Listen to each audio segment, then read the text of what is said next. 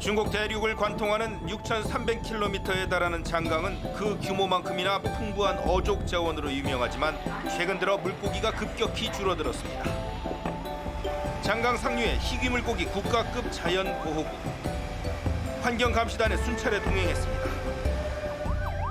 30여 분 만에 감시단원이 뭔가 포착했습니다. 불법으로 순찰 도중에 수상한 배가 나타났습니다. 지금 추격전이 벌어지고 있는데요. 2020년 1월 1일 이후 어로행위가 전면 중단된 이후 장강에서 매일 벌어지고 있는 모습입니다.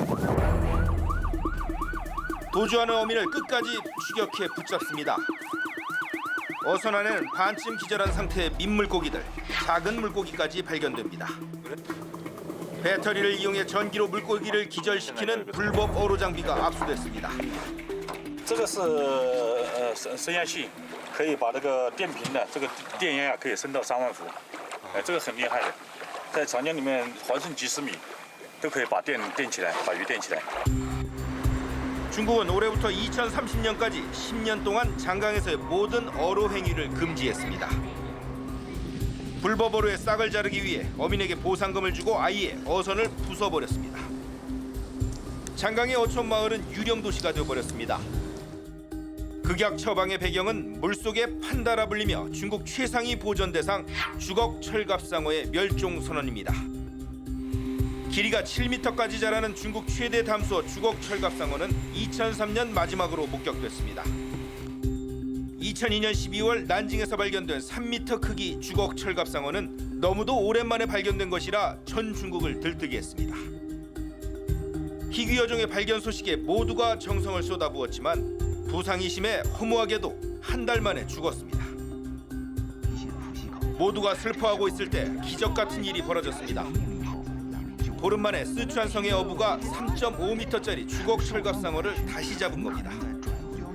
마침 암컷이었고 산란지를 찾아낼 욕심에 초음파 추적기를 붙여 방생했지만 그것이 마지막이 될 줄은 그땐 아무도 몰랐습니다.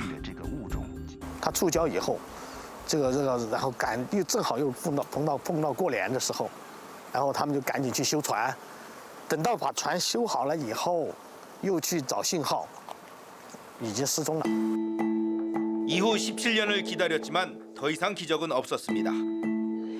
주걱 철갑상어뿐만이 아닙니다. 수조 속에서 유유히 헤엄치고 있는 길이 4m의 육중한 중화 철갑상어는 멸종 직전 간신히 복원시킨 겁니다. 인공부화에 성공해 멸종은 막았지만 야생 상태의 중화 철갑상어 역시 거의 찾아보기 힘든 상태입니다.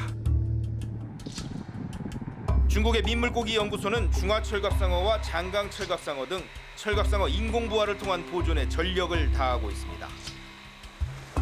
심지어 멸종 선언된 주걱 철갑상어도 미국산을 들여와 복원하려는 시도를 하고 있습니다.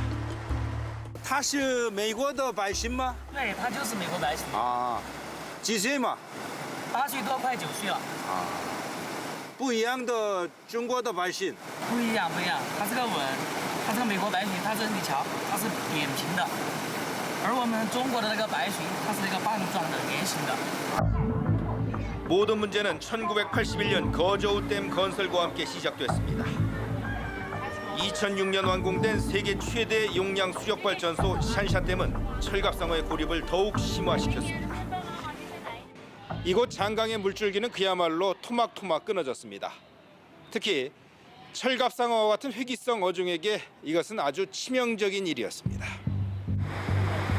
댐 건설 이후 철갑상어들이 장강 상류로 올라갈 수 없게 됐고 수온까지 상승했습니다.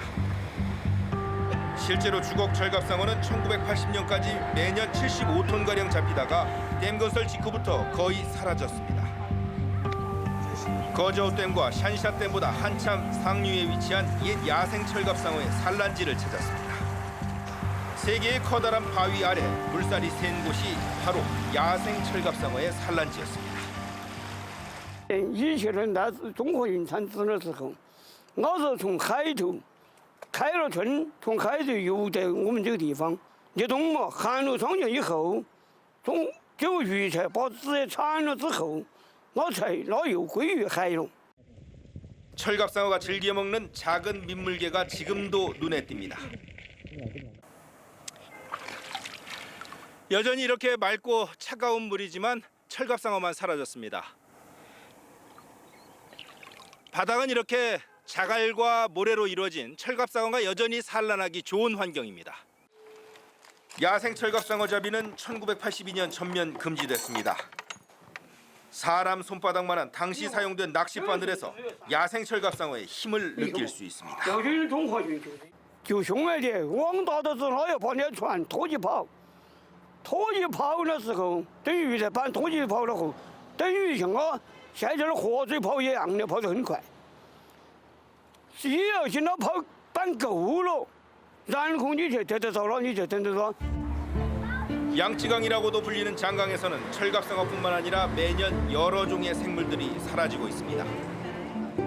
그 유명했던 흰 돌고래도 10여 년 전부터 보이지 않고 쇠돌고래, 상괭이와 악어도 멸종 위기입니다. 인간이 출현하기 훨씬 전부터 오랜 기간을 장강에서 살아온 생물들이 불과 십수년 사이에 잇따라 멸종하고 있는 것은 자연이 우리에게 보내는 마지막 경고일지도 모릅니다. 장강 삼엽에서 강민수입니다.